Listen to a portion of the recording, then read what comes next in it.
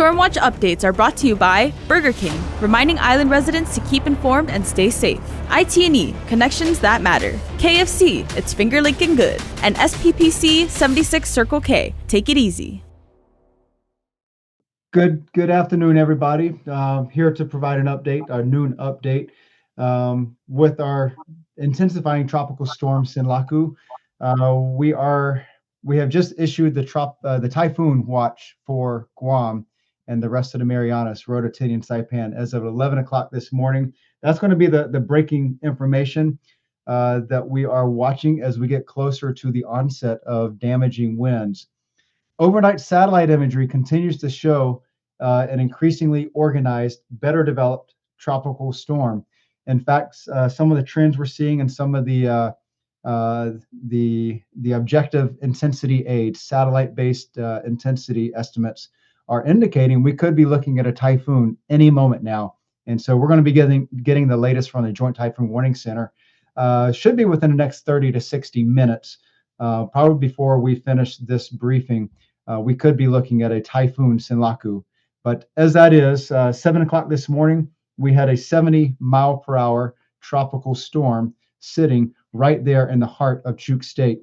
Some of the high-resolution Himawari satellite data provided by Japan, we're getting 1 to 2 minute images, and just allows for impressive view of the conditions that we're seeing across Chuuk State.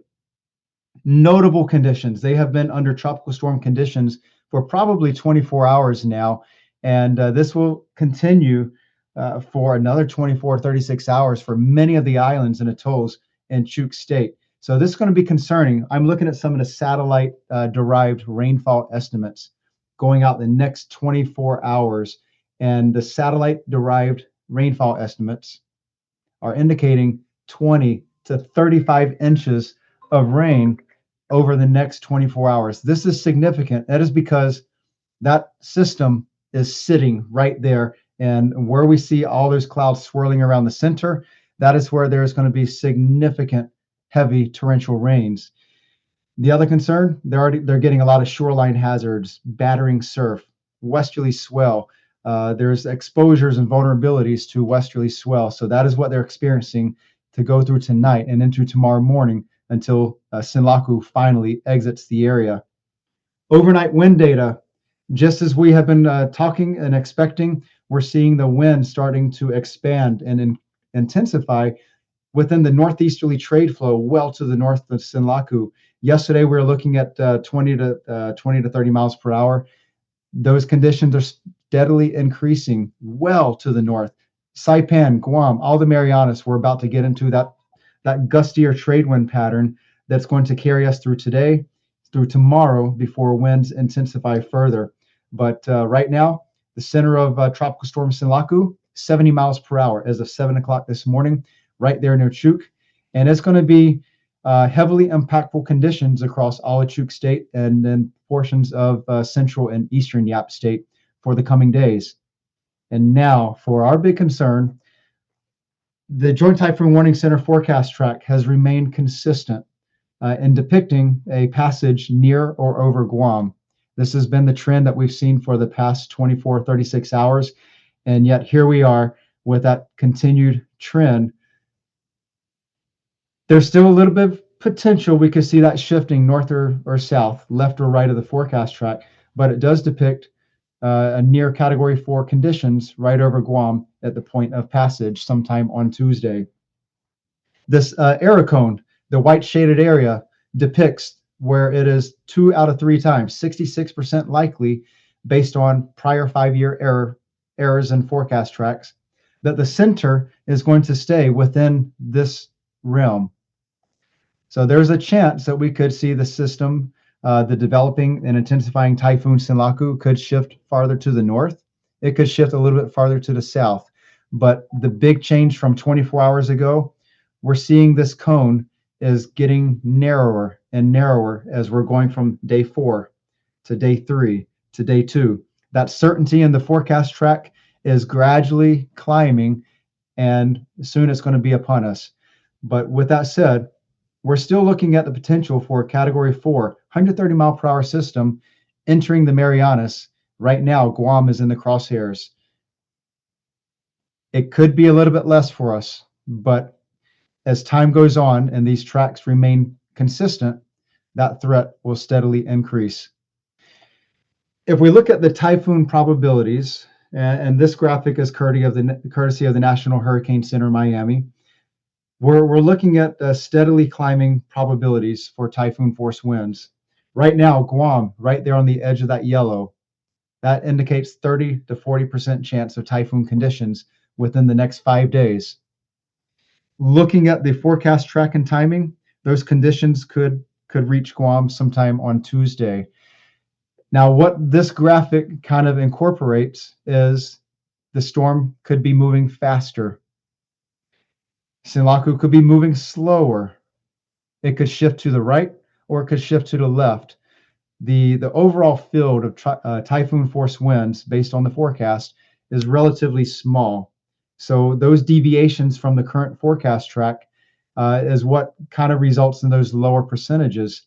But the important message with this graphic is a 30 to 40% chance of a significant, highly impactful event is very important to take note of. Very important to take note of regarding preparations. Looking at the track consistencies, this is indicating the current and the prior 6 forecast tracks from the Joint Typhoon Warning Center. 2 days ago, we saw that the second bulletin was still a passage to the south of Guam. The third bulletin lifted a little bit farther north, closer to Guam. And the 4th, 5th, 6th, 7th, and the current forecast track has been pretty much right atop Guam. So this track consistency does boost confidence, but there's still a few more questions, especially as we deal with the short term. Through tonight, we were talking about a very slow, perhaps even erratic motion. It could be stationary. Right now, we're looking at a 1 mile per hour east drift. This is practically stationary as Sinlaku swirls around in Chuuk State, eventually to eject off to the northwest. And so that's the consideration that we're watching for. When do we anticipate that northwest motion? We're still looking at sometime tonight or early Sunday. Once we get that definitive northwest motion, those variations in track will significantly decrease. That's why there's still that decent chance we could see a northward or a southward shift in the overall forecast track. The focus should still center on that potential Category 3, Category 4 typhoon passage over Guam. As we move forward, like I mentioned earlier, we have a typhoon watch now in effect for Guam. Additionally, same thing for Rota, Tinian, Saipan. Most likely possibilities for typhoon conditions, Guam and Rota. Tropical storm conditions are more likely for Tinian and Saipan, with an outside chance of typhoon conditions if Sinlaku shifts a little bit farther north. That's a consideration. We're looking at the onset of tropical storm winds, 39 miles per hour at 48 hours from now. So roughly Monday morning for the onset of damaging tropical storm conditions for Guam, and then just a little bit later through the day for Rota, Tinian, and Saipan. We're still looking at a long duration event, potentially 48 to 60 hours of tropical storm conditions or worse. That's going to be significant. The potential worst case scenarios based on the latest forecast track from Joint Typhoon Warning Center is still pointing to the possibility of Category 3, Category 4 conditions. 130 miles per hour is significant. That is what we experienced as Typhoon Mawar rounded the north tip of Guam. 130 mile per hour, Category 4. That is the potential we face as we go into Tuesday. Rainfall, we're going to be boosting up our numbers as we look at some of the upcoming data. But as we're looking at some of the 24-hour outlooks based on satellite imagery coming in, it could be substantial rainfall measured in feet, not inches. Typhoon Mawar, with a 24 to 36 hour passage over Guam, we saw 20 to 30 inches in that window. We could be facing similar with a direct hit on Guam. So keep that in mind as we look around our neighborhoods, around the island, considering the areas that typically flood. And then the areas that rarely flood, except in the worst case scenarios, that is a potential. We do have a flood watch that we issued this morning to elevate that certainty. We had the hydrologic outlook yesterday as a possibility. The flood watch issued today reflects mounting certainty in the outcome. And the big threat is flash flooding that could be life threatening and threatening to property. Seas and surf, already hazardous for small craft. We do have some surf hazards on windward facing shores along the eastern shores of the islands. Conditions will steadily deteriorate Sunday night and further on Monday morning. We may be bumping these sea conditions where we're currently indicating 20 to 40 feet. Those 40-foot seas would be more consistent with the center of a strong typhoon, and we could be boosting those further. What kind of impacts? Significant erosion on windward facing shores. Storm surge could be pushing 5-6 feet. Shoreline run up. It's the result of wind forcing and waves pushing up on the beaches. We could see notable shoreline run up pushing well into the vegetation line above the beaches. That's going to be a concern with a direct hit. Some of the impacts, as we start issuing our local statements, we're going to be putting those out starting at 3 o'clock today. And then we'll be updating it every 6 hours, 3 o'clock and 9 o'clock, AM and PM. We're going to be putting island-specific conditions, timing, and impacts as we get closer to Sinlaku's presence in the Marianas. Right now, as we're still 48 hours away, we're going to be a little bit more fuzzy logic on conditions. We're not going to be completely indicating certainty with a category 3 or 4.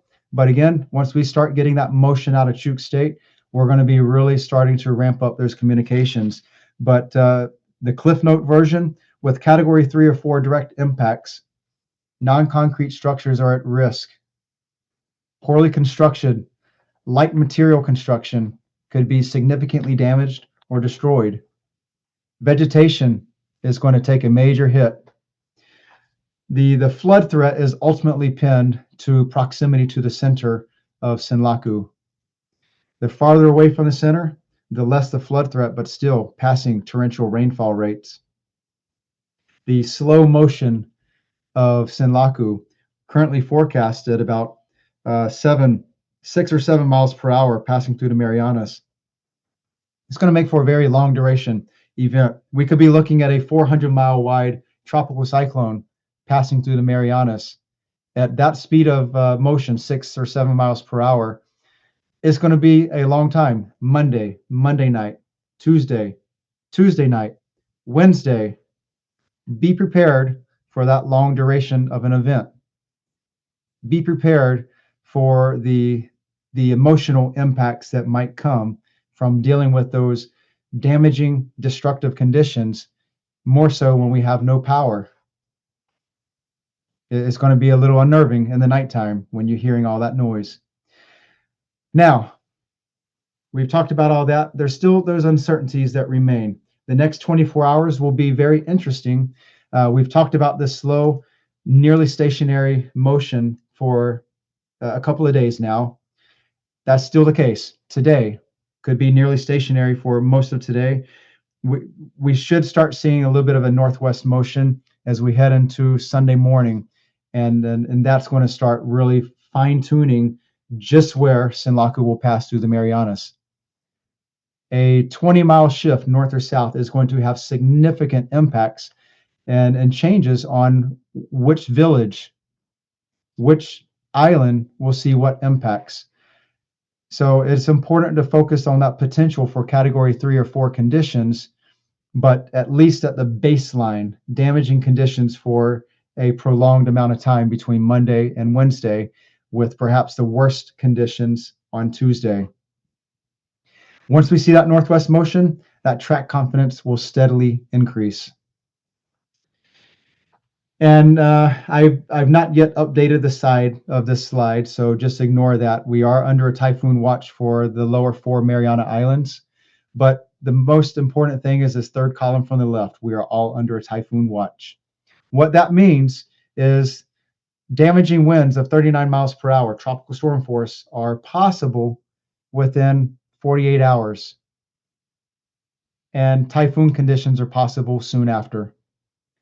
The key word to focus on for all the messaging as we communicate to the public is possible. It is not a foregone conclusion that we're going to see the absolute worst, but it is possible. It could improve. It could shift north or south of Guam, and we are spared the worst of the conditions that are currently forecast. It could stay right on track.